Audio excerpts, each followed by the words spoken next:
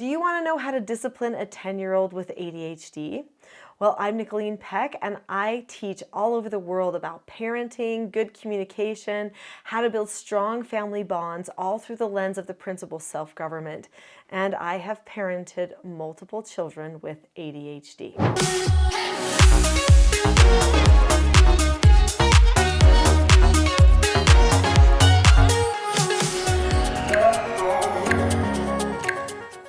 In this video, we're going to be talking about where a 10-year-old is at developmentally and what that looks like if the 10-year-old also has ADHD, and then what you can do to help the child learn self-government. This whole channel is all about self-government, so we probably ought to determine what that even means so that we know the goal for where we're headed here. Self-government is being able to determine the cause and effect of any given situation and possessing a knowledge of your own behaviors so that you can control them. That means that a person is able to self-assess, make plans for their future. They also use that prefrontal cortex to problem solve. They use skills. They plan their communications out so that they're not emotional and try to control other people with their emotions. When a person is self-governed, they have the maximum amount of freedom because they recognize that they are in control of themselves instead of battling other people all of the time. So how did all of this begin for me? So I've parented 4 children of my own. They're all adults now, and I'm a grandma, but I also have raised multiple different foster children. So I did therapeutic treatment care for troubled teens for many years, and the youth that came to my home were all neurodiverse. Well, except for a couple of them. The majority of them were neurodiverse. So we had ADHD, ADD, ODD, RAD, FAS, ASD, bipolar. There were multiple different processing differences that we were working with the youth in our home, and there was a way that we parented them. This channel is dedicated to talking about that way, and that way works for people that are neurotypical as well as people that are neurodiverse. So everything here on this whole entire channel will help you with your ADHD child. But let's talk about age 10. When a person is 10 years old, they're a preteen. If they're a girl, they're starting to go through some maturation development sometimes. They're starting to see themselves as smarter. Their prefrontal cortex is developed a little bit more. They're developing more of a sense of humor and personality. They're starting to be able to do more adult labor. They can do more adult chores and work. They can do cooking, all of those types of things. When a person is 10 years old, they are starting to develop a lot of adult skills at this time, even though they're not fully adult. They still get distracted very easily. They are able to focus in on something that they really care about a lot. And what happens when this 10-year-old also has ADHD is the distraction or ability to be distracted goes up, like tenfold. And also they have an ability to hyper-focus on something and get caught or stuck, not being able to see anything else around them. So they drop the ball, people say, or maybe they don't follow through on their responsibilities a lot. They have a tendency to seem flaky or flighty, and people get frustrated with them. And then they get frustrated with themselves. This is a very common occurrence, and they start to lose motivation to do things.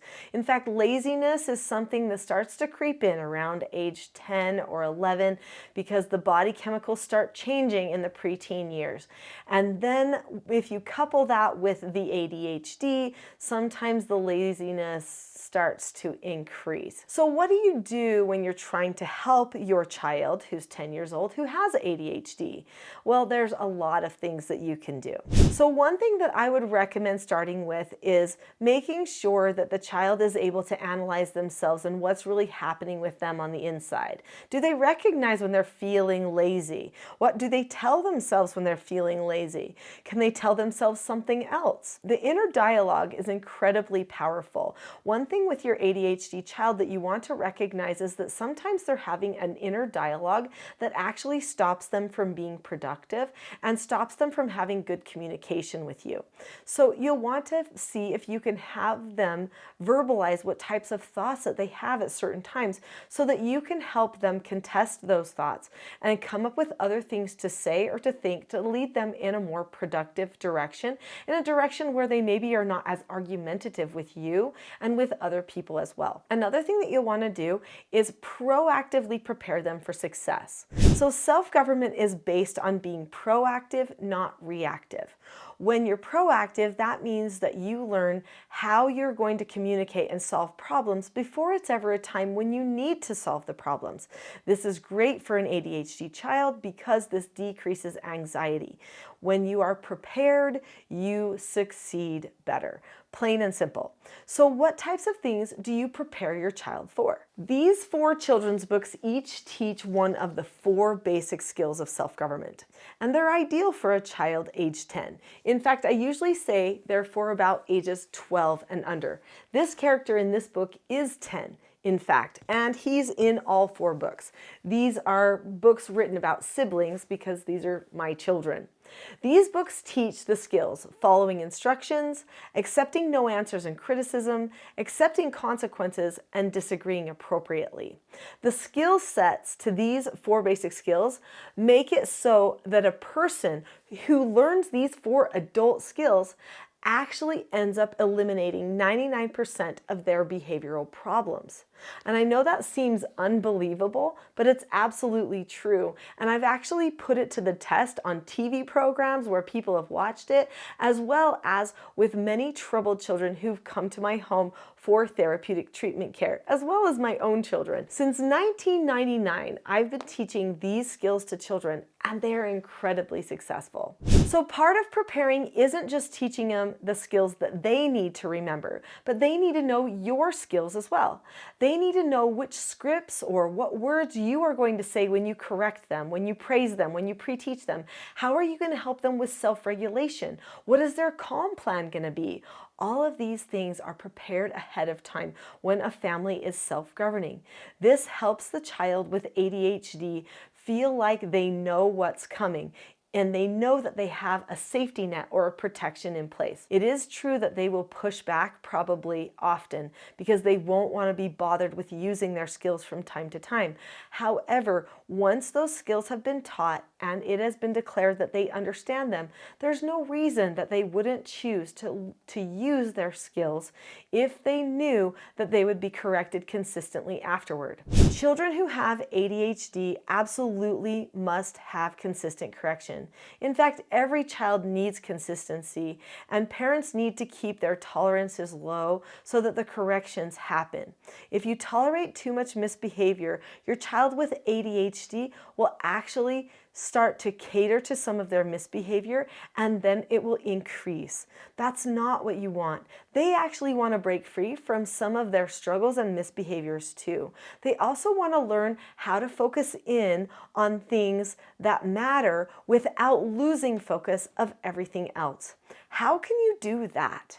Well, you can pre-teach them when it's time to start working on a project or something. You can help pre-teach them for what to stay focused on by following through with the steps of whatever the project is. Then they won't get lost or distracted.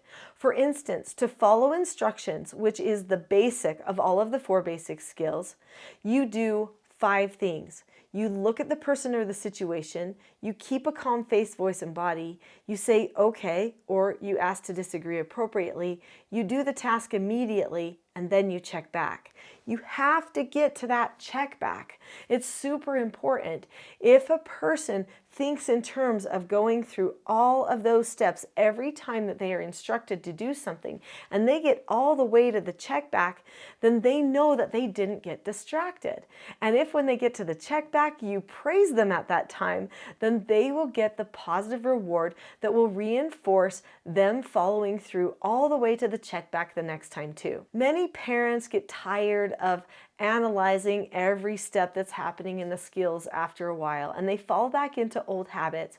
But if you have a child that has ADHD, you really need to stay on your game. Analyze what's going on and be consistent for them, and they will be incredibly successful. Probably one of the most difficult things that people handle when they have a 10-year-old who has ADHD is some of the outbursts, some of the violence or anger and the emotional moments. They don't know how to handle those. Pre-teaching for those can be very successful, helping the child come up with a cue phrase or some sort of habit trigger so that they don't end up falling into bad habits. I talk about all of those things in my TSG parenting course on my website, teachingselfgovernment.com. So I highly recommend that because I'm just scratching the surface here. But another thing that I talk about in there that's going to be very beneficial to you is something called the rule of three. So when you use the rule of three with your children, this is an invitation for them to come back to calmness and to learn some self-regulation. This is something that's taught ahead of time before you ever would use it in the moment, but it is incredibly effective for the youth that struggle to maintain their focus or maybe even have some impulsivity due to ADHD. If you would like to find out more information about all of this and get a full training to help your family, then it could be a good idea for you to go to teachingselfgovernment.com. If you would like a little mini taste of some of these skills or to learn a little bit more before you look at the program or the course, then definitely check into the video called The Not So Known Secret for Parenting Success. That will be a very brief overview of some of the things that can help you learn more.